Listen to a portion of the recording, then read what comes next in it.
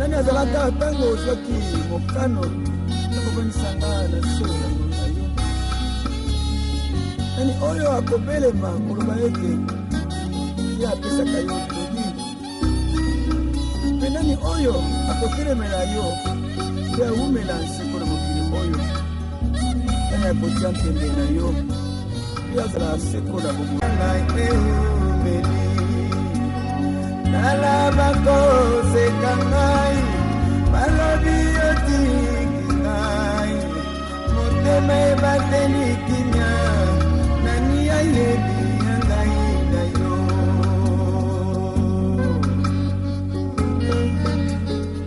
suka na ngai nde ebali na yo mosala motema na ngai ezali ete nabika na se na makolo na yo mpe nabombama na se na mapapu na ngai na yo nani azalaka tango ozwaki mokano nakokonisanga na se na yo nani oyo akobelema koloba ete ye apesaka yo todi mpe nani oyo akotelemela yo mpe awumela nseko na mokili oyo nani akotia mpembe na yo mpe azala seko na bomoi na se na mokili oyo ozali nzambe somo ozali nzambe na nguya nyonso olakaki ngai tolembaki na ete kotika ngai te kotika ngai te kotika ngai te kotika ngai te kotika ngai te okotambola na ngai kotika ngai te kotika ngai te kotika ngai te kotika ngai te olakaki ngai olakaki ngai papa ete okobatela ngai olakaki ngai papa ete ntango sopangusa misili na ngai papa asimba ngai papa asimba ngai kotika ngai te papa asimba ngai mpo na ngai azali moto te po ya kosa mpo na ngai azali mwana moto te po taya na eloma na ye kotika ngai te papa olakaki ngai kotika ngai te kotika ngai te kotika ngai te kotika ngai te kitio mpona bato nzela ozali kolekisa ngai nani ya kososola oyo ngai nazali komona lelo lobi na komona yango te maombi mpasi na ngai kobonga na esengo natali pembeni na nga bato mabe bakofuluka ngai nazali ya yo likambo na ngai eumeli nalaba koseka ngai balobi otiki ngai motema ebateli kimia nani aye. Amen. Amen. Je vous salue tous au nom de Jésus. Je vous salue tous au nom de Jésus. Est-ce qu'on est dans la joie ce matin d'être dans la présence de Dieu? J'ai demandé si on était dans la joie d'être dans la présence de Dieu. Gloire au Seigneur Jésus. Oui, ce matin, je suis très béni. Depuis que je suis à Lubumbashi, c'est la première fois que j'adore Dieu. Le dimanche passé, on m'a fait sauter d'une église à l'autre. Je n'ai pas eu vraiment le temps d'adorer le Seigneur. J'ai eu les larmes dans les yeux. Parce que je pouvais voir le trône de Dieu parmi nous. Que Dieu bénisse tous les adorateurs. Que Dieu bénisse tous les adorateurs du Seigneur. Oui, Dieu siège là où il est adoré. Na Mungu anekala pale eko Dieu naabudiwa. siège là où il est célébré. Eko nekala pale banamusherehe. J'aimerais dire merci au pasteur Diedo Nasema asante kwa Pastor Jedo ainsi que sa famille spirituelle et biologique na kwa jamaa yake ya kimwili na kiroho pour nous avoir accueillis en ces lieux, kwa kutupokelea muifasi ainsi que l'église de nous avoir donné encore beaucoup de temps à être ensemble. na kwa kanisa tena kwa kutupatia tena wakati nyingi.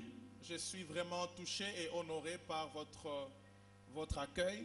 Na kusiwa na naheshimiwa kupitiwa kupokelea Et kwenu. je suis béni par l'empressement que vous avez à recevoir la parole de Dieu. Na furahi na vile mnakuwa tayari mkupokea Et neno. dans l'espace de 2 semaines, j'ai appris beaucoup de choses que je n'ai pas appris il y a plus de 30 ans. Katikati ya wiki mbili najifunza vitu mingi. Que le Seigneur vous bénisse Na abondamment. Bwana amibariki kwa utele. Gloire au Seigneur Jésus. Utukufu kwa Bwana Yesu. Et le frère qui a chanté avant que je prêche, Na ndugu anaimba kabla ni ipite mimbari. il a clôturé la chanson avec le thème de ce soir, ce Anamaliza matin, kufuatana na kishina kia hii asubuhi. la restauration en Jésus-Christ. Urekebisho ndani ya Yesu Kristo. J'ai dit que ce matin, on va sortir de ces lieux Nasema hii asubuhi tutatoka muhifadhi restaurés. penye Que kurekebishwa. Dieu vous bénisse Mungu abondamment. amibariki kwa utele. Recevez d'abord les salutations de l'église de la restauration Mupokee mbele yambo ya kanisa urekebisho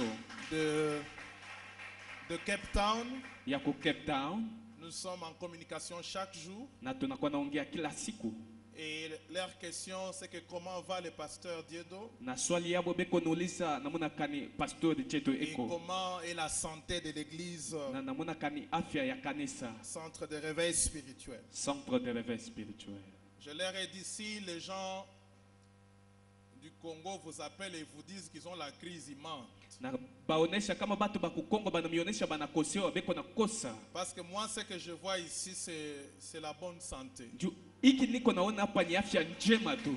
Alors cessez de nous déranger, Mwache kubazurua. cessez de nous envoyer des appels vers le 25 là, Mwache kwanza kubaita kumatare ya mwisho wa parce que mwezi. moi ce que je vois ici c'est la bonne vie. Ju bile niko naona hapa ni maisha Que mzuri. Dieu vous bénisse abondamment. Mungu amibariki kwa utele. Amen.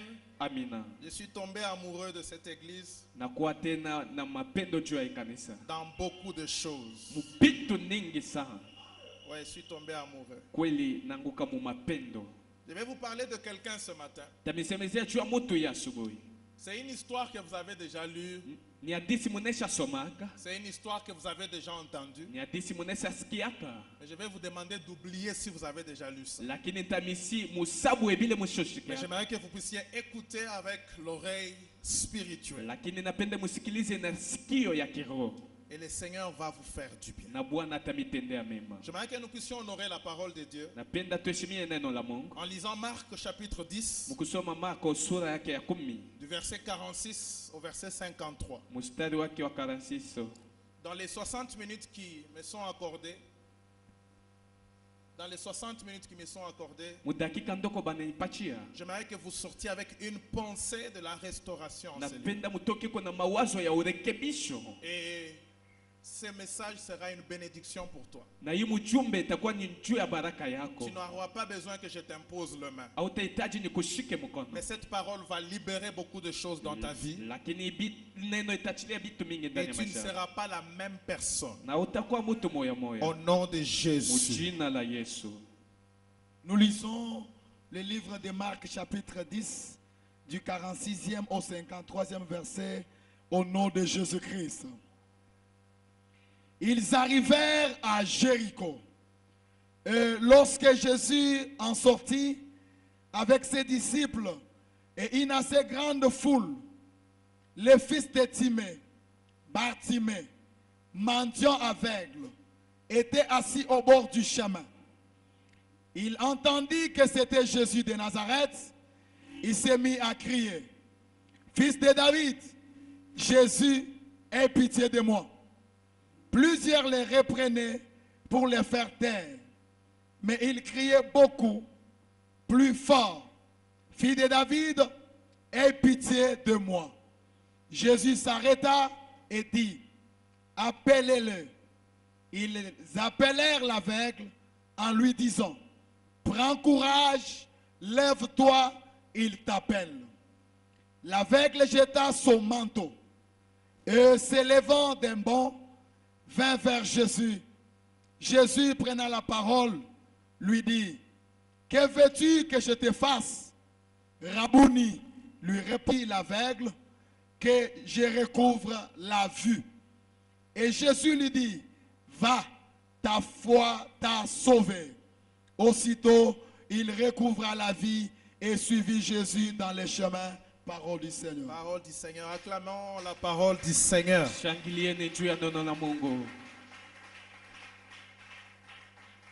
Je disais, le message de ce matin, c'est la restauration en Jésus-Christ. L'histoire que nous venons de lire, elle parle d'un certain aveugle appelé Bartimée. Parmi les 4 évangiles, Matthieu, Marc, Luc et Jean, chacun d'entre eux est en train de parler de la même histoire, mais avec peu de détails. Mais il n'y a que Marc qui nous donne un peu plus de détails sur ces messieurs. Marc nous dit qu'il s'appelait Bartimée. Alors j'aimerais, pour votre information, Bartimée, ce n'était pas son nom. Parce que Marc dit qu'il s'appelait Bartimée, fils de Timée. C'est-à-dire son nom, ce n'était pas Bartimée. Bartimée veut dire fils de Timée. Alors c'est un garçon pour qui on ne pouvait pas connaître le nom. Alors qui est Timée? Timée, c'est quelqu'un qui est élevé. Timée, c'est quelqu'un qui est glorifié. Timée, c'est quelqu'un qui était beaucoup considéré dans la ville. Timée, c'est quelqu'un qui était respecté dans la ville. Mais ce garçon se retrouve aveugle. Il se retrouve mendiant. Il se retrouve faisant les surplaces.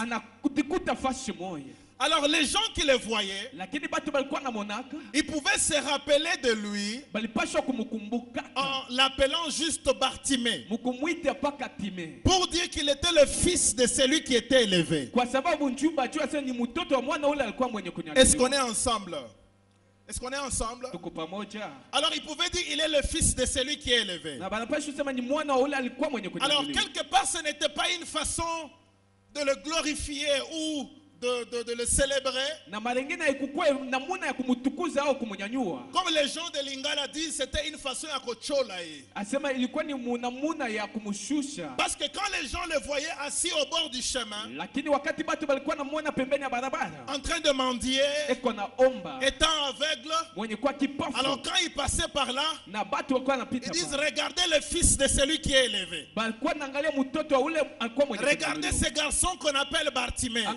Un enfant de celui qui a beaucoup de richesses. Un enfant de celui qui a beaucoup d'honneur. Mais il se retrouve aveugle. Il se retrouve mendiant.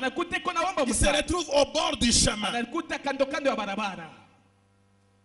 Donc on ne l'appelait pas Bartimée pour l'exalter.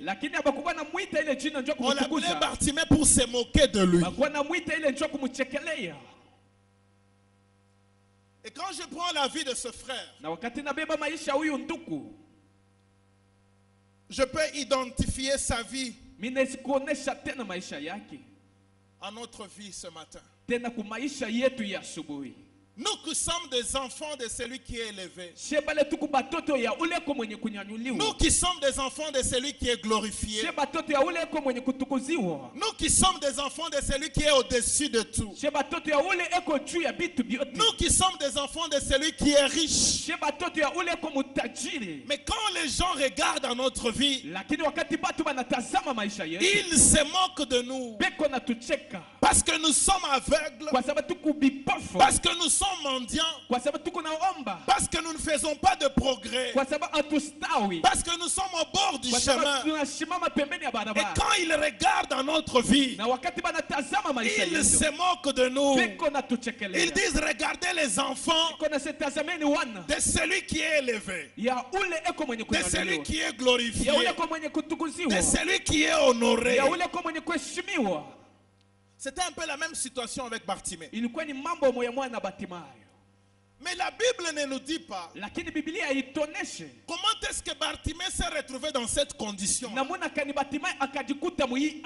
Parce que c'est aussi un garçon qui est né dans une bonne famille. C'est aussi un garçon qui a grandi dans les bonnes conditions. Mais qu'est-ce qui s'est passé que ce garçon se retrouve dans la situation où il était?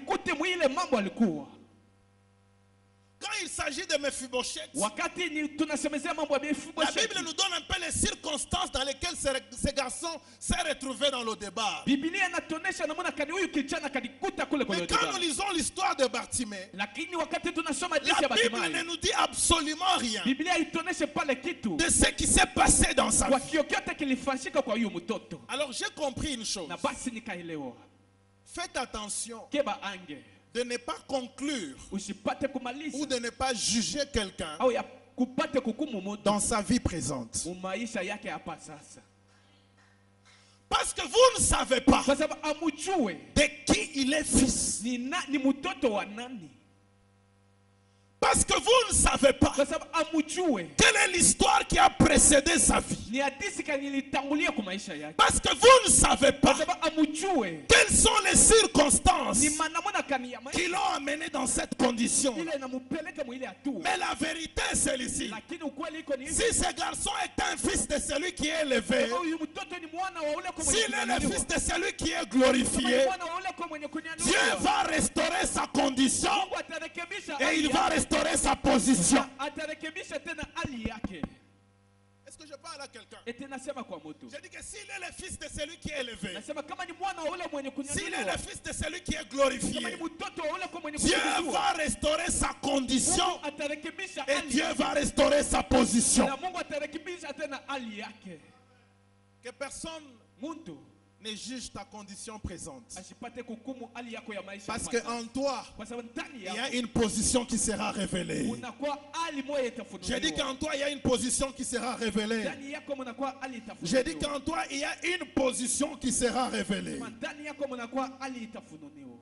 Quelles sont les caractéristiques que nous trouvons dans Bartimée? Bartimée avait 3 caractéristiques en lui.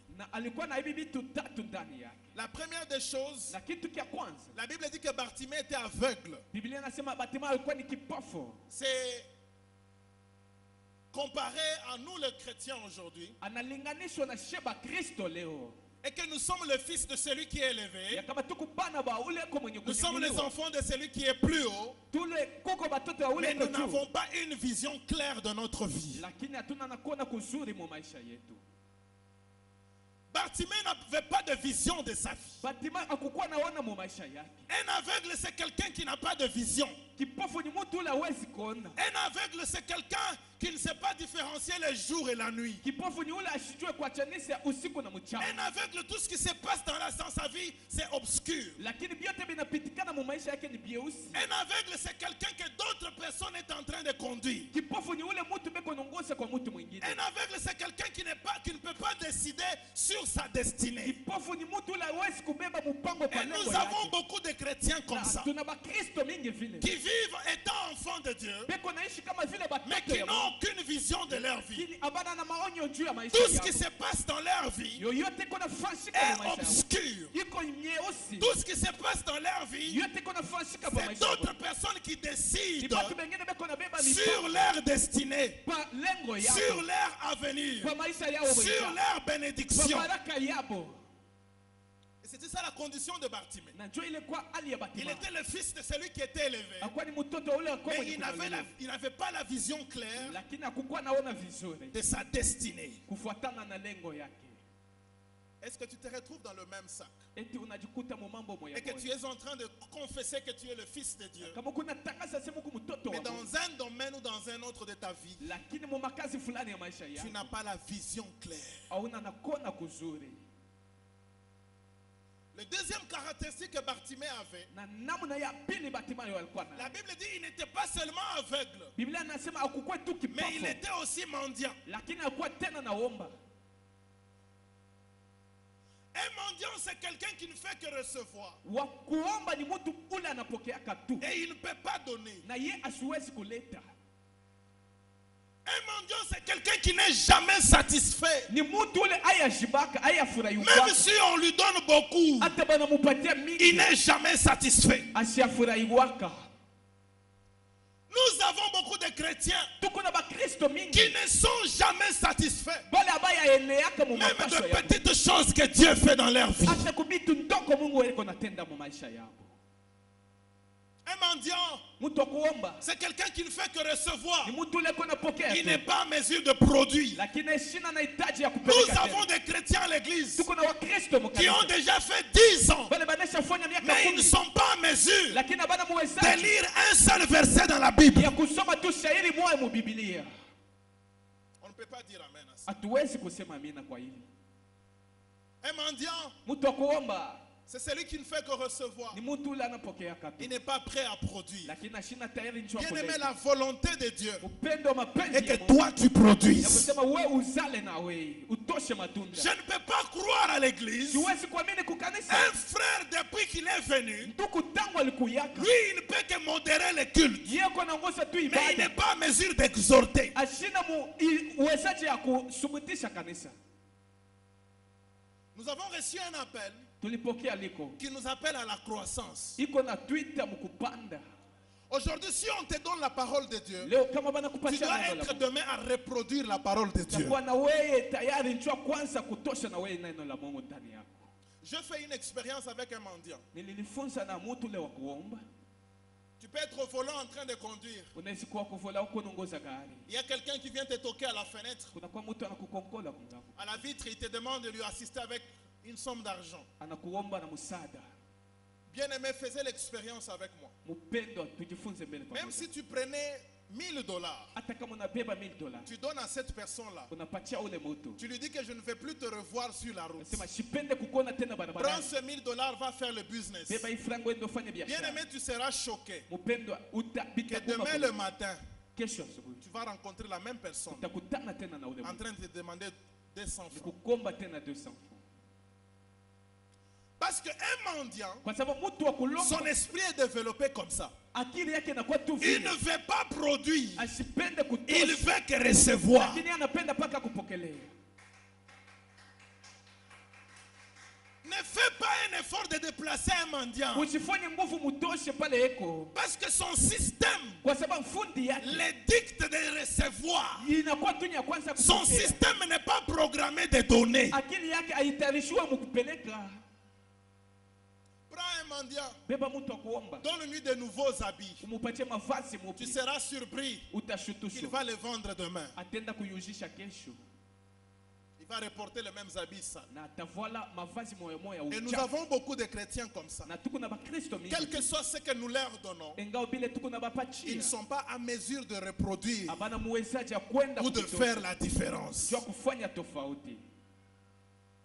C'était ça la condition de Bartimée. Jo ilikuwa maisha ya Il Batima, n'était pas seulement aveugle, ashikuwe tu mais il était kipofu, aussi un mendiant. lakini akuwa tena mtu La wa Bible kuomba. dit la troisième chose. Biblia inasema kitu kia tatu, Bartimée ne pouvait pas avancer. Batima akupasha kutoka Bartimée mbele. faisait les surplaces. Alikuwa ni ufashi moya.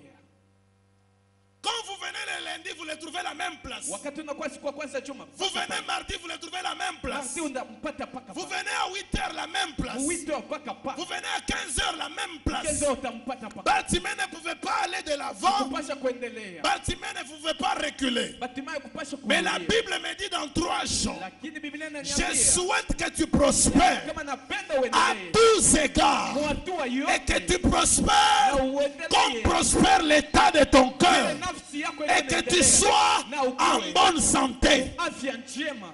La volonté de Dieu Mapenzi ya est Mungu que toi tu avances. akasema wewe uendelee. La volonté de Dieu est que toi tu prospères. Si tu avais un, que demain tu aies deux.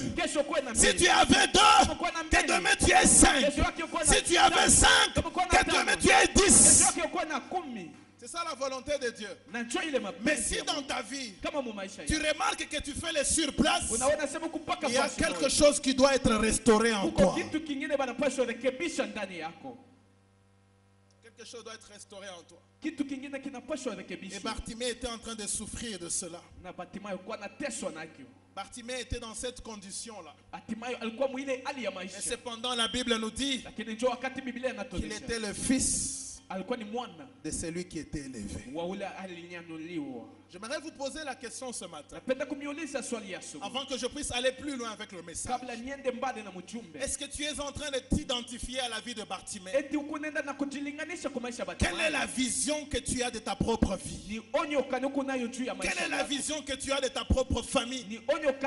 Quelle est la vision que tu as de ta propre église?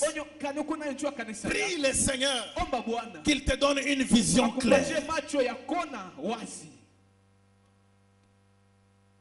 Y a-t-il un mendiant ici? Oui, peut-être que tu ne te tiens pas au bord de la route. Mais un mendiant, c'est celui qui reçoit, mais qui ne peut pas produire.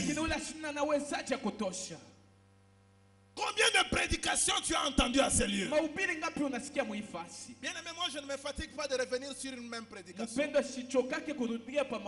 Parce que je crois qu'un seul message peut transformer toute une vie. Ce n'est pas le nombre de versets qui peut convaincre quelqu'un. Ce n'est pas le nombre de séminaires qui peuvent changer la vie de quelqu'un. Une seule parole peut restaurer la vie de quelqu'un. Une seule parole. Je dis à l'église, ce n'est pas le nombre de prédications qui compte, mais c'est la qualité de ton cœur qui compte. On peut se retrouver ici en train de chanter et louer. Juste un seul verset, une seule pensée de Dieu peut transformer la vie de quelqu'un. La Bible me dit que Bartimée était assis là où il était assis. Et un jour il a entendu parler de Jésus-Christ. Un jour il a entendu parler de Jésus-Christ. Un jour il a entendu parler de Jésus-Christ. Et son âme était bouleversée. Son cœur a commencé à battre. Il a commencé à bouger là où il était. Bien aimé, j'aimerais te dire une chose. Le premier élément de ta restauration, c'est quand tu vas commencer à entendre la parole de Dieu. L'élément qui peut amener la restauration dans ta vie, c'est la parole de Dieu. La Bible dit que Bartimée a entendu parler de Jésus. Et il était agité là où il était. Il a commencé à bouger là où il était. Bien aimé, j'aimerais t'exhorter que personne ne t'empêche d'écouter la parole de Dieu. Que personne ne t'empêche d'écouter la bonne nouvelle de Jésus. Parce que dans la bonne nouvelle, il y a ta restauration. Job est en train de dire, mon oreille a entendu parler et maintenant mes yeux t'ont vu. J'aimerais dire à quelqu'un, tu ne peux voir que ce que tu as entendu. J'aimerais dire à quelqu'un, tu ne peux voir que ce que tu as entendu. Le serviteur d'Élie dit, je suis en train d'entendre le bruit d'une armée. Oui, et puis ses yeux ont vu. Je suis en train de parler de la part de Dieu. Tu es en train d'entendre le bruit d'un enfant. Tu es en train d'entendre le bruit d'un bébé. Tu es en train d'entendre le bruit d'un business. Tu es en train d'entendre le bruit d'une voiture. Ce que tu as entendu, tu vas le voir. Bartimée a entendu. parler de Jésus. Bartimée a entendu parler de Jésus. Et la Bible me dit que la foi vient de ce qu'on entend. Et ce qu'on entend, c'est la parole de Dieu. La restauration de Bartimée n'a pas commencé avec un cantique. La restauration de Bartimée n'a pas commencé avec sa famille. Mais elle a commencé les jours où il a entendu parler de Jésus. Et la Bible me dit, Bartimée a commencé à crier. Bartimée a commencé à crier. Bartimée a commencé à crier. Bartimée a commencé à crier. La Bible me dit, pendant que Bartimée criait, les disciples sont venus pour dire à Bartimée, tais-toi. Pendant que Bartimée criait, les disciples sont venus pour lui dire, tu es en train de faire le bruit. J'aimerais dire à quelqu'un que personne ne t'empêche de prier. La Bible dit, plus on les bloquait, plus ils criaient. Plus on l'empêchait, plus il criait. Plus on lui dit tais-toi, plus il criait. J'aimerais dire à quelqu'un, plus on te stoppe, plus crie au Seigneur. Est-ce que je parle à la même église? Plus on l'empêchait, plus il devenait violent. J'aimerais plus les problèmes vont s'élever dans ta vie, plus tu dois monter dans la prière. Plus plus Bartimée devenait violent. Plus on lui dit tais-toi, plus il crie fils de David.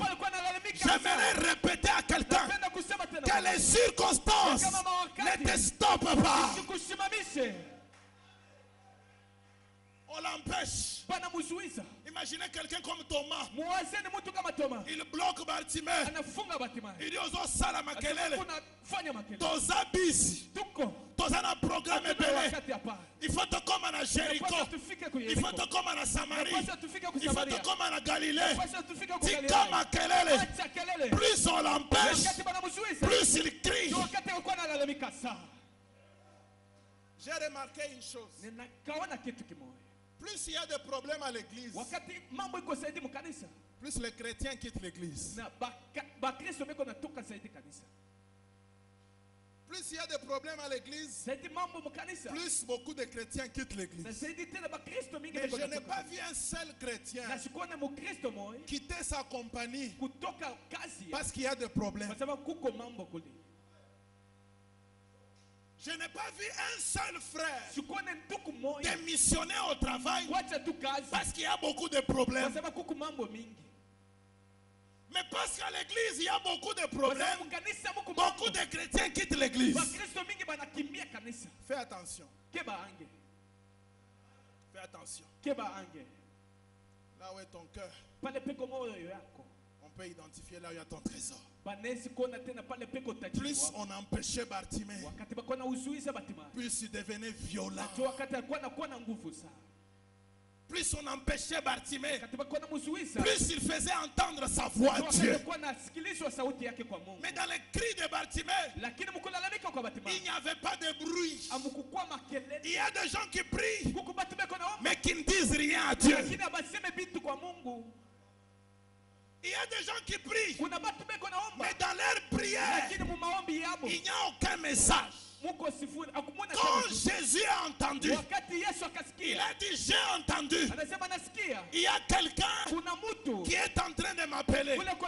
Parce que quand Bartimée criait, il ne criait pas en vain. Il y avait un message dans son cri. Bartimée criait et il disait fils de David, aie pitié de moi. Fils de David, aie pitié de moi. J'aimerais dire à quelqu'un, dans les cris de Bartimée, il y avait la révélation. Dans les cris de Bartimée, il y avait la révélation. La révélation va arrêter Jésus. J'aimerais dire aux musiciens qu'il y a chanté et chanté. Il y a chanté et chanté. Il y a une différence entre celui qui chante et celui qui chante avec révélation. Il y a prêché, prêché. Il y a une différence entre celui qui prêche et celui qui prêche avec révélation.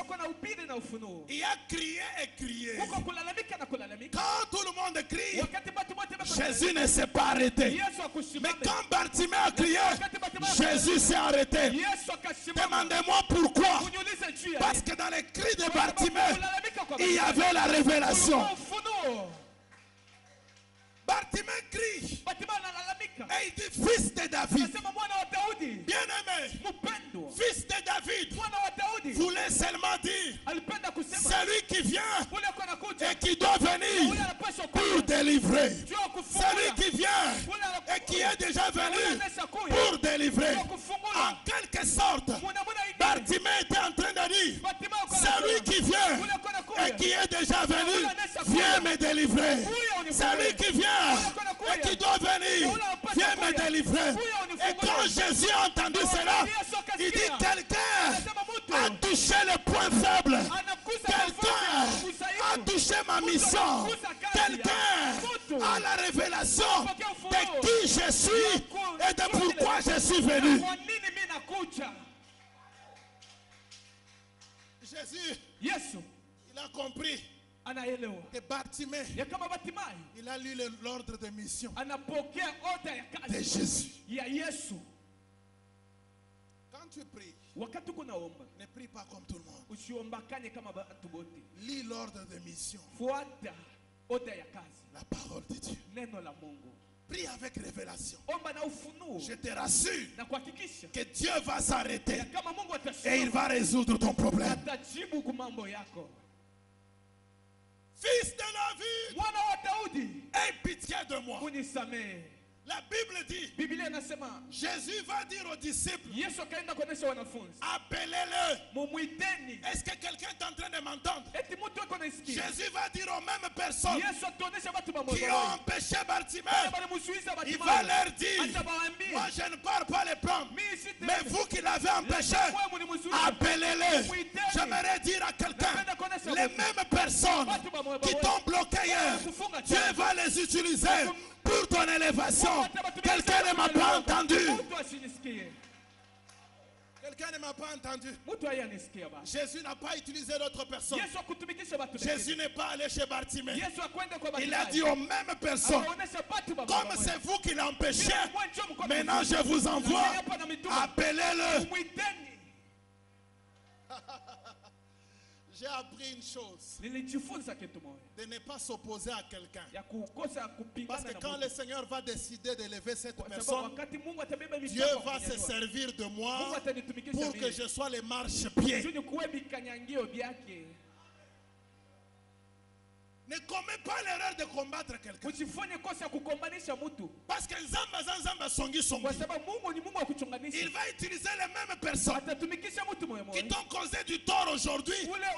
Il va se servir d'eux pour être des témoins de ce que Dieu va faire dans ta vie. Il dit, vous qui l'avez empêché, appelez-le.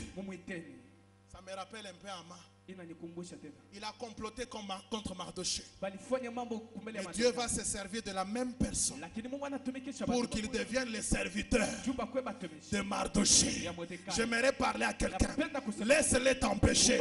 Mais Dieu va se servir d'eux pour ton élévation. Il va demander à la tombe de Lazare, où l'avez-vous mis? Comme vous étiez le premier à l'enterrer, vous serez le premier à le sortir. J'aimerais parler à quelqu'un. Le même docteur qui a dit que ta maladie n'est pas curable, il sera surpris de voir que les choses ont changé. La même compagnie qui a rejeté ton programme, la même compagnie va t'appeler pour dire viens et tu vas travailler. La même ambassade qui a rejeté ton dossier, la même ambassade sera obligée de t'appeler et pour dire va et voyage. L'Éternel avec toi. La même sœur Dada moya moya. qui a dit non quand tu l'as proposé. Ule alisema wakati ulimu. C'est la même sœur qui va commencer à chercher ton numéro de téléphone. Lakini njoo dada moya moya atasha. Je croyais que le frère allait dire amen. Wasiasema wanduku atasema amina. Le frère, vous ne dites pas amen. Wanduku amuseme amina. La même sœur qui t'a dit non là. Ule dada moya moya akonesha. Quand Dieu va t'élever, wakati Mungu atakupa. elle va commencer à chercher ton numéro. Atazotafuta namba yako ya simu. Les frères aiment ça. Banduku banapendaka hiyo sana. Les mêmes circonstances, Lakini mambo moya moya. les mêmes personnes Batu ba moya qui ont empêché Bartimée, Bale banazuiza Bartimée. Jésus va leur dire, Yesu atabambia. appelez-le. Mumuiteni. Appelez-le. Mumuiteni. Je me suis posé la question. Nikajiuliza swali. Pourquoi Dieu, Jua nini Mungu quand il veut nous faire du bien, wakati anapenda kututendea mema, il se rassure qu'il y a des gens. eko najihakikisha sema kuko Parce que batu. Dieu Kwa sababu Mungu ne fait rien asifanyake sans témoin. kitu bila mushuda. Tu m'as pas compris. Au nisikie. Dieu n'aime pas faire des choses Mungu apendake kufanya bitu sans témoin. bila bashuda. Il ne va pas t'élever en secret. Hata kunyanyua musiri Il va hapana. t'élever en public. Hata kunyanyua katikati ya watu mingi. Il ne va pas te glorifier en secret. Hata kutukuzwa musiri Il te hapana. glorifiera là où on t'a humilié. Hata kutukuzwa pale ulipata Parce que haya. Dieu ne fait pas des choses en Kwa sababu secret. Mungu asifanyake bitu Tout ce musiri. que Dieu fait Vyote Mungu eko na est visible. viko vya konokana. Appelez-le. Mumuiteni. Les mêmes circonstances. Ali moya moya. La même famille de Lazare. Jamaa moya moya Lazaro. Les mêmes obstacles. Bifungu au bikwazo. Les mêmes circonstances. Mamambo moya moya. Dieu va s'en servir Mungu ataitumikisha. pour restaurer la vie de son Jua Fils. kurekebisha maisha ya mwana wake. Je vous ai dit que la restauration de Bartimée, Ya kama urekebisho wa Batimayo, elle a commencé avec une chose. ilianza na kitu kimoya. Quand il a entendu Wakati akasikia parler de Jésus. biko nasema juu ya Yesu. La Bible dit, Jésus dit aux disciples, appelez-le. Biblia nasema Yesu anaonesha wanafunzi mumuiteni. Et quand on demande à Bartimée, on dit qu'il t'appelle, Wakati banamwambia Batimayo sema eko na kuita. la Bible me dit Biblia inaniambia que Bartimée va jeter son manteau. ya kama Batimayo akatupa vazi yake. Bartimée va jeter son manteau. Batimayo akatupa vazi yake. À part la prière, Kutosha maombi. Bartimée va poser un acte. Batimayo akafanya tendo. J'aimerais dire à quelqu'un dans l'église, Napenda kuonesha mtu mkanisa. après la prière, Kisha maombi. il faut poser des actions. Nafanyi kufanya matendo. Pourquoi tu ne dis pas amen? Jua nini ausema Parce que nini? tu n'aimes pas poser des actions. Haupende kufanya matendo fulani. Après la permanence, Na kisha chumba cha maombi, sors, va chercher le travail. toka uende ukatafute kazi. Il n'y a que de ce côté qu'on a dit amen. Ni paka ingambo ndio banasema amina. Après la prière, Kisha maombi, mets-toi en action. weka mambo mutendo Et tu verras le fruit de tes prières. na utaona matunda ya maombi yako. Nous commettons beaucoup Tuko d'erreurs. nafanya makosa nyingi. Nous prions, Tunaomba, tunaomba et nous prions. na tunaomba tena. Nous prions, Tunaomba, tunaomba, et nous prions. na tunaomba tena. Bartimée Batimayo a prié, akaomba il s'est levé, na kisha kasima. il a jeté son manteau Anatupa vazi et yake, il a suivi Jésus. na anamfuata Yesu. Je vais vous parler de ces 4 choses.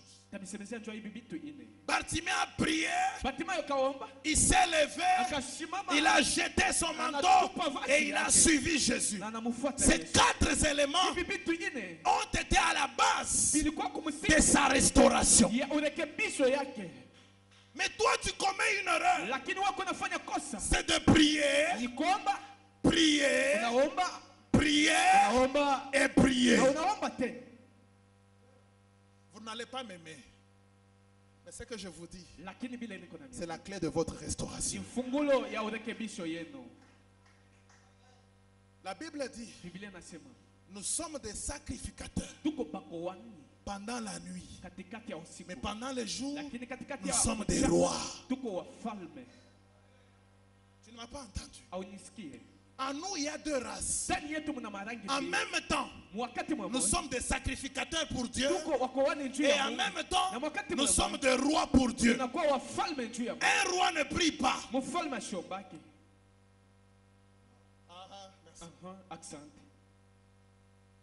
Un roi ne prie pas.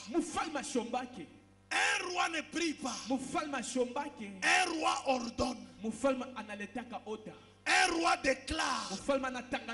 Un roi signe. Un roi autorise. Un roi ne prie pas. Je suis en train de vous... La Bible dit qu'en Dieu, il y a deux personnes. Jean est en train de pleurer. Il dit, qui est digne d'ouvrir les livres et d'en rompre les 7 sceaux? Une voix lui dit qu'il y a les lions de la tribu de Juda qui est digne d'ouvrir les livres et de rompre les 7 sceaux. Quand Jean se retourne, il ne voit pas les lions, il voit l'agneau. Jean se retourne. Au lieu de voir les lions, il voit l'agneau. La même personne est lion. La même personne est l'agneau. Il est le lion. C'est dans les combats. Il est le lion. C'est pour la victoire. Il est l'agneau. C'est pour le service. Il est l'agneau, c'est pour les services. Il est le lion. C'est quand le combat viendra. Il va s'élever. Il va combattre. Et puis tu as la victoire.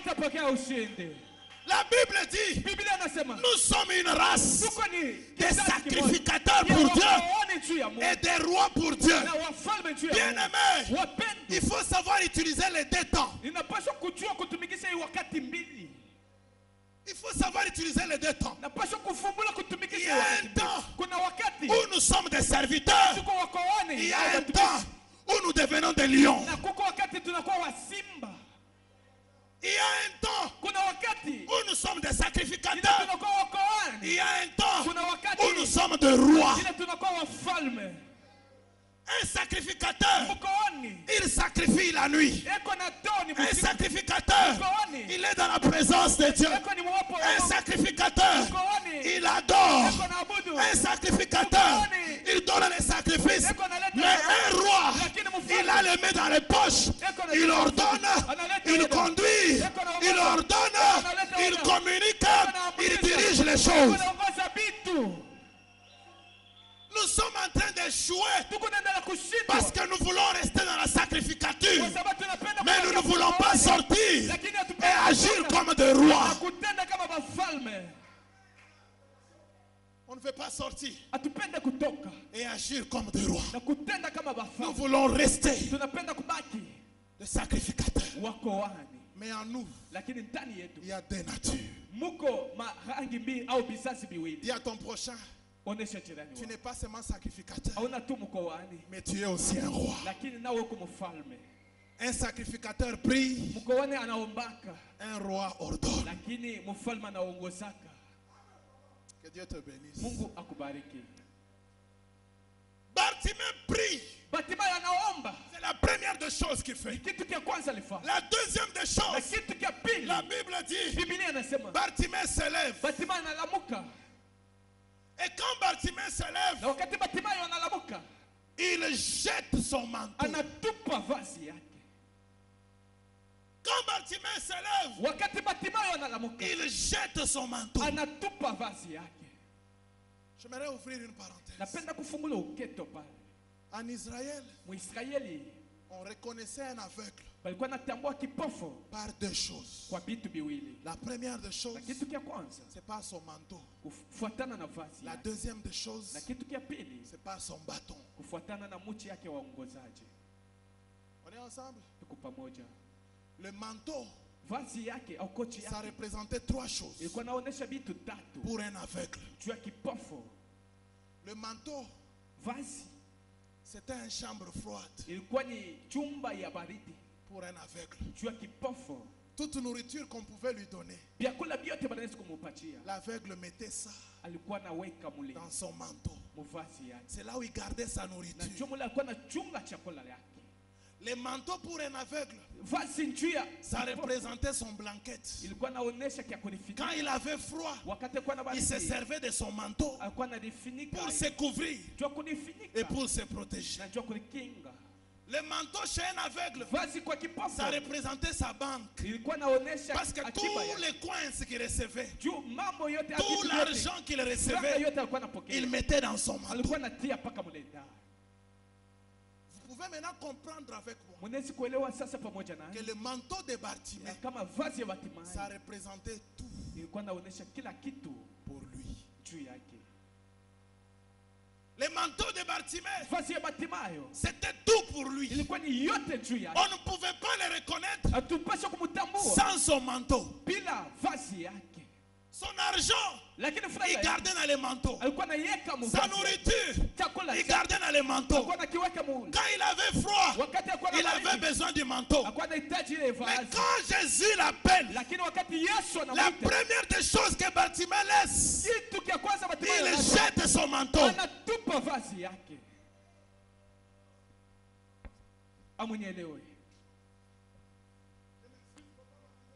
Il ne faut pas dire au frère Patrice. Je vais juste illustrer mon message. Ce manteau représentait tout pour Bartimée. Il ne pouvait pas vivre sans le manteau. Mais quand Jésus l'appelle, il jette le manteau. Quand Jésus l'appelle, il se sépare avec son ancienne identité. Quand Jésus l'appelle, il ne sait pas comment il va rentrer. Il ne sait pas dans quelles conditions il va rentrer. Mais il s'est dit au moins, je dois me séparer avec ce qui m'identifiait hier. Je dois me séparer avec ce qui m'a protégé hier.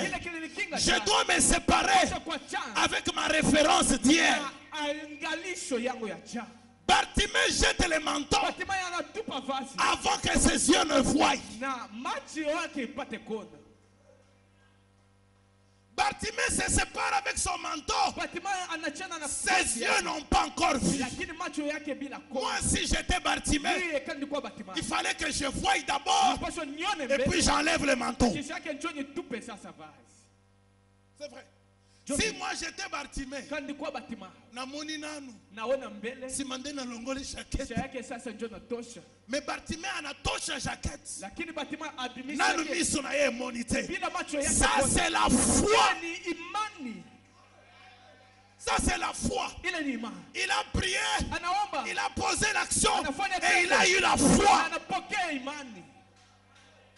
Une prière sans foi, il n'y a pas de résultat.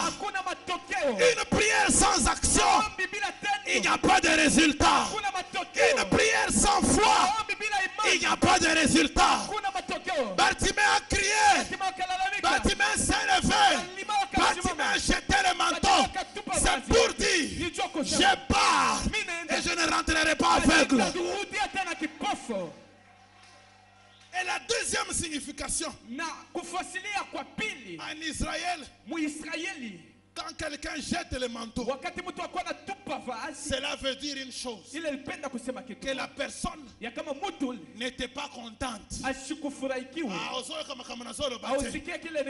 Israël, ce que mutu abwakeli yo elamba, ce que mutu atikeli yo elamba, ce qu'on yambaki mupaya, et que akei atikeli yo ata linge, atikeli yo ata mouchoir, elingi eloba ete asepeleki na akei wana te.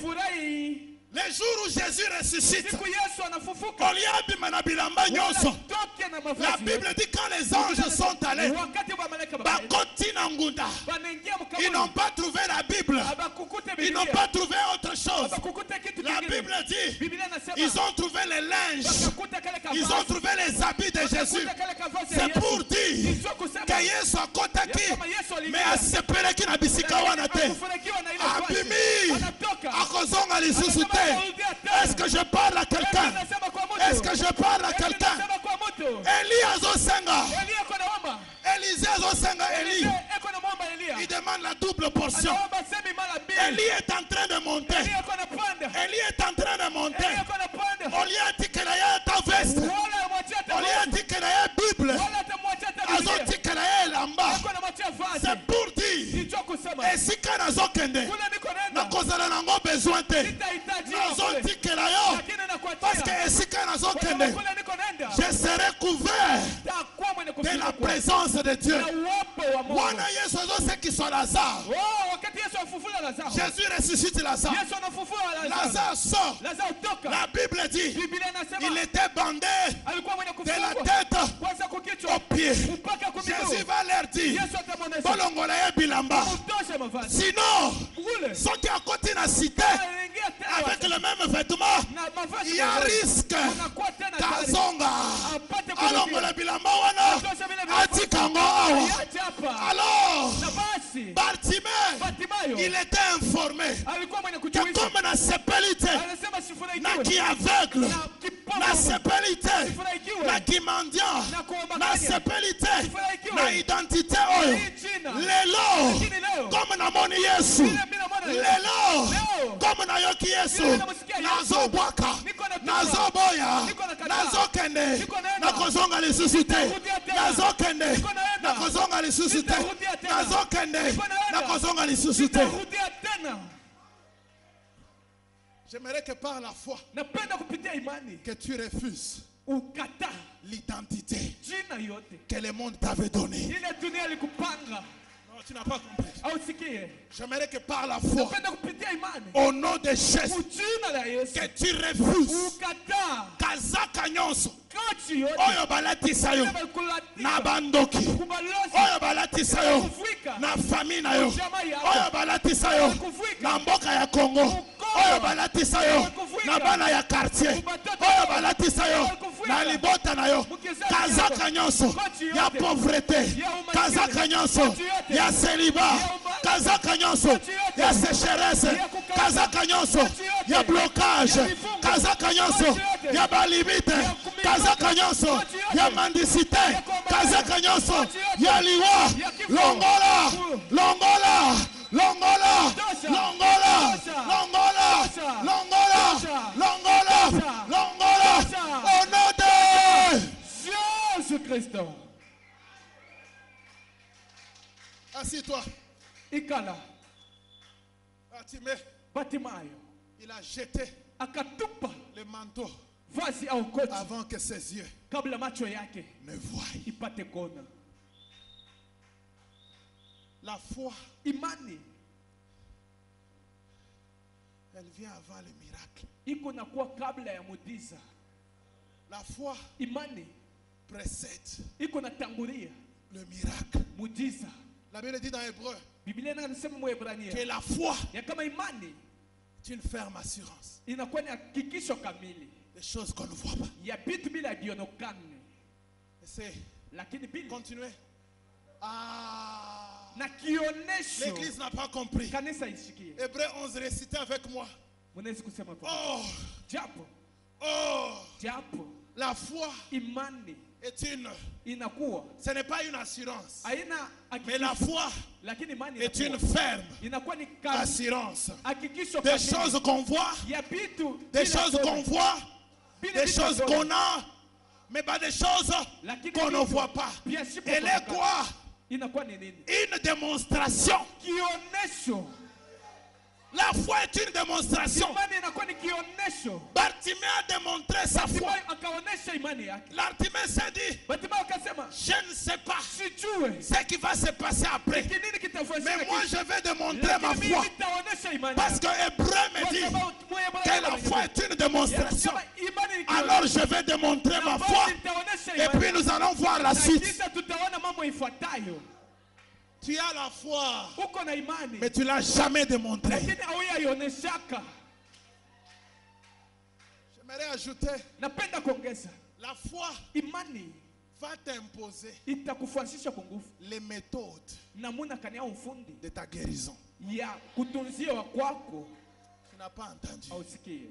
La foi va t'imposer Imani itakuonesha kwa les méthodes namuna de ta guérison. ya kuponyewa kwako. La foi va t'imposer. Imani itakutwika tena. La foi ne va pas te dicter Imani haitako. ce que la Bible dit. Ile Biblia inasema. La foi va te dicter toi Lakini imani ce itakuonesha qui va amener ta restauration. kile kitaleta urekebisho yako.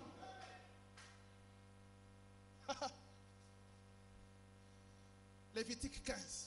Walawi sura yake ya 15.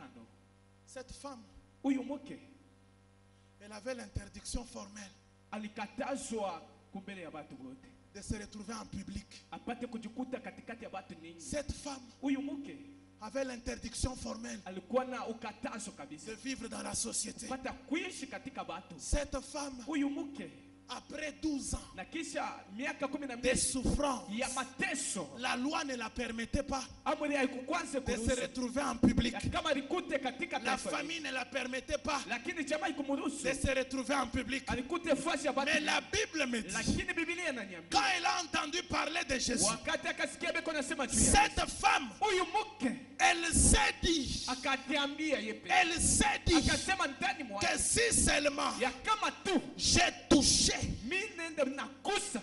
aucun verset de la Bible Hakuna shairi mwata ne Biblia disait à cette femme ile ilionyesha huyu que mke si tu ya touches, kama unagusa tu seras guéri. utapata uponyaji. Aucun pasteur Hakuna pastori n'avait prêché à cette femme anahubiri huyu que mke si tu ya touches, kama unagusa tu seras guéri. utaponyewa. Mais la Bible dit Lakini Biblia qu'elle inasema s'est dit en elle-même, akajionyesha peke il n'y a yake que la foi kwa tu imani qui peut nous parler ainsi. hawezi kutusemezea Et la hivi. Bible dit Na Biblia inasema qu'elle s'est dit en elle-même aliambia ndani yake que si je touche, asema kama nagusa tu je serai guéri. na nitapokea matunzo. Mais il y a un verset, Lakini kuna shairi Lévitique 15, Walawi sura ya 15 dit à cette femme iko naonesha huyu mke que celui qui va te toucher ya kama ule atakugusa sera souillé. atachafuka, Celui que toi tu vas toucher, na ule yeye il atakugusa sera souillé. atachafuka tena. Mais la foi de cette femme Lakini imani ya huyu mke est allée au-delà de la loi. ikaenda kule ngambo ya sheria. La foi de cette femme Imani ya huyu mke est allée au-delà de la loi de Moïse. ikatambuka sheria ya Elle Musa s'est dit, na akaliambia nazalanga kunati sina hata kule na simba ye na simba eti nimuguse nisipogusa abeba te albiki asipogusa. foi na ngai ezoyebisanga boye Lakini sauti yangu inaniambia soki ngai nasimbi ye tu mimi namugusa ngai nakobika. mimi Ça nitaponyewa. c'était la foi Kwa ni imani avec révélation, pamoja na ufunuo, parce que kwa sababu la femme elle savait ule mke que la alijua personne azo simba ya kama huyu mtu ako nagusa n'est pas n'importe qui, asina mtu wowote, c'est l'agneau de Dieu anakuwa ni kondoo qui est venu ule anakuya pour ôter jua kutosha le péché. zambi. Comme moi je suis sale, Vile niko peke il yangu faut que je le touche lui nimepaswa nimuguse pour yeye que lui devienne sale, juu yeye akuwe que wa moi je kutoka. devienne propre. Lakini mimi nilikuwa Ça safi. c'était la foi. Ile ilikuwa ni imani. Alors elle s'est dit, Na basi akasema si au moins je le touche, kama tu namugusa j'ai une garantie anakuwa na que sababu lui devienne sale. ya kama yeye Moi anakuwa je suis propre mimi nakuwa et moi je suis guéri. na natunziwa. La Bible dit, Biblia inasema elle a touché. akagusa. Écoutez Jésus, Sikiani il dit à ses disciples, anaonesha wanafunzi wake, quelqu'un m'a touché. mtu mwana nigusa, Quelqu'un mtu m'a touché. ananigusa. Les disciples disent, Wanafunzi wanasema peut-être mara nyingine ça qui kinwa ndezo sala yo, ni qui kinwa ni bukino njo kunafanya ndezo sala yo. njo kuna kufanya vile. Toza ebele awa. Tuko ba mingi hapa, Makambo zolo au kanisi. lakini mambo huko nasema unawaza hayo, Quelqu'un t'a touché. mtu anakugusa. Habité. Anasema hapa Eza ko touché na ko touché. kuko kugusa na kugusa tena. Eza na bawe bazo simbanga. Kuko batu baneba Pona ko salir ngai. njoo kunichafua mimi, Ba msusu bazo simbanga. pengine beko na kugusa Po bayeba valeur ya kitendi na lati. juba jue bei ya vazi na vwana, Mais na batu nyonso oyo. lakini mwaba batu bote Na yoki. nasikia Ke muntu moko asimbi. kama mtu mwana nigusa, Balobi ndenge nini? wanasema namuna ka Habité. asema hapana, Une force. nguvu moja. La foi tire la force. Imani iko na kokota nguvu, Une force asema nguvu moja est sorti. Alors j'ai compris. Quelqu'un qui touche Dieu par la foi, il tire les éléments de la divinité. Il vit les éléments de la divinité. Il marche avec une portion de Dieu. Il marche avec une portion de Dieu. Jésus s'est retrouvé dans manquant. Bakambista baza awa. Yesu azokonte mbongo na ye. A retrouvé manquant. Manquant ya puissance. Manquant ya force. Manquant ya guérison. Erabimaki na tongo. A contaki yango. Ezalaki 10. Batu bazalaki ebele. Mutu moko te a influencé puissance à Jésus. Mais une femme, elle est allée au-delà de la loi, au-delà des limites. Par la foi, elle a touché. Et elle était guérie. Est-ce qu'il y a quelqu'un qui a la foi? Est-ce qu'il y a quelqu'un qui a la foi? Est-ce qu'il y a quelqu'un qui a la foi? Est-ce qu'il y a quelqu'un qui a la foi? Et pour terminer, la Bible dit, Bartimée était assis au bord du chemin. La Bible ne dit pas combien des années il a fait au bord du chemin. La Bible ne dit pas combien de temps Bartimée a passé au bord du chemin. Bartimée était devenu un garçon sans valeur. Bartimée était devenu un garçon sans importance.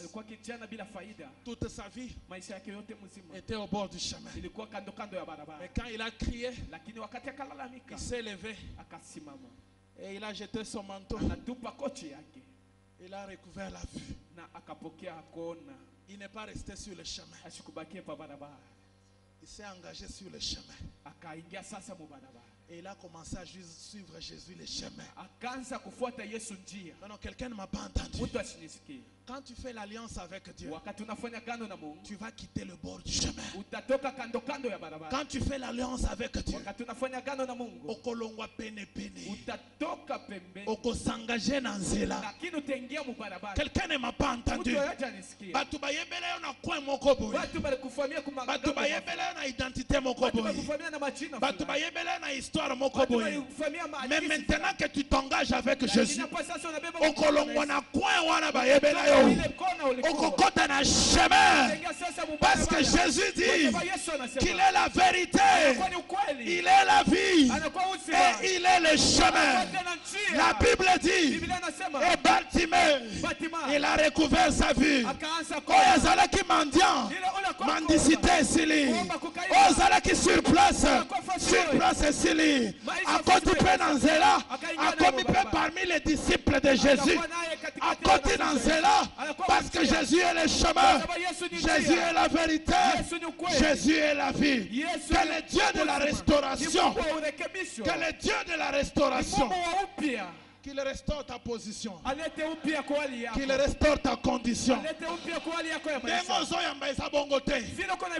dis que le Dieu de la restauration, qu'il restaure, qu'il restaure, qu'il restaure ta position, qu'il restaure ta condition, qu'il restaure ta vision, qu'il restaure ta santé, qu'il restaure tes avoirs, qu'il restaure ton cœur, qu'il restaure ta santé, qu'il restaure ta joie, qu'il restaure ton élévation au nom de Jésus-Christ. Papa, Baba, napenda mwimbe hii mwimbo. Kumbele ya kiti yako ya enzi tunakuwa kukupanusha ufalme wako inastahili ikala na wetu. Pokea sifa ikala tu. J'aimerais que tu chantes ce cantique. Napenda wimbe hii mwimbo. Je serai en train de prier. Na nitaanza kuomba. Le Dieu qui a fait pour moi. Mungu ananitendea. Le Dieu qui a fait pour mon frère ici. Mungu anatendea ndugu yangu huyu. Que ce même Dieu Lakini ule Mungu moyo moyo le fasse pour toi. Akutendee kote. Que le même Dieu Mungu moyo moyo alongola yo na kwa ya nzela. Akutoshe kukona. Alongola yo na balabala. Akutoshe mubalabala. Alongola yo na kwa. Akutoshe kukona. Akotisa yo na nzela. Kuingisha munjia. Bawe basekaki yo. Bale wakucheka. Baloba ete. Baseme Oza mwana yatime. Yakabako mwana. Oza mwana yatime. Oza mwana yo atombwama. Oza mwana yo ya ume. Bozo ya kiti na yo toye kobombona mokonzi na yo alobie liboso ya kiti na yo toye kotombola mokonzi na yo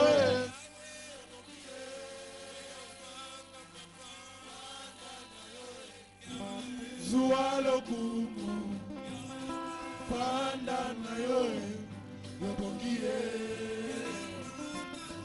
panda na yo zuwa lokumu panda na yo yobongie umela papa umela umela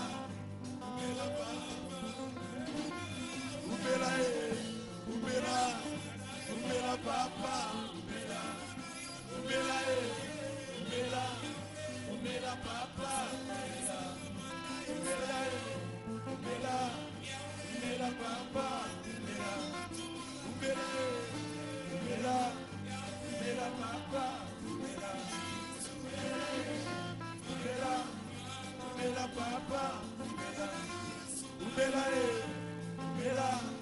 umela papa soya kiti na yo tombola tombola tombola tombola tombola tombola osi na yo soya kiti na yo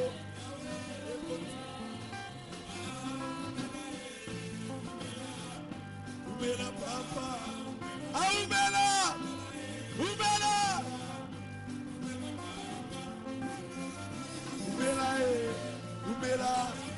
umela papa umela papa umela papa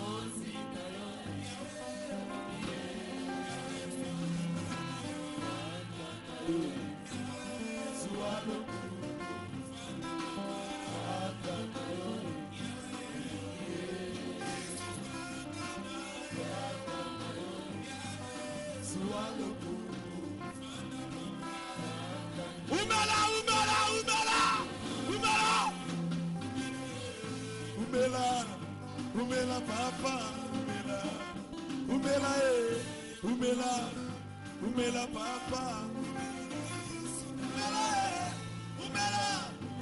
umela papa umela papa umela papa umela Yesu.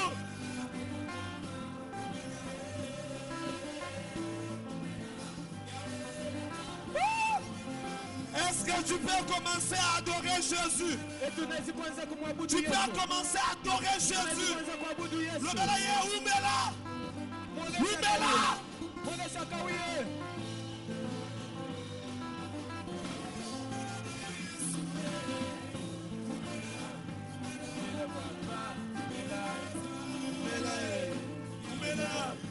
Umela papa, umela papa,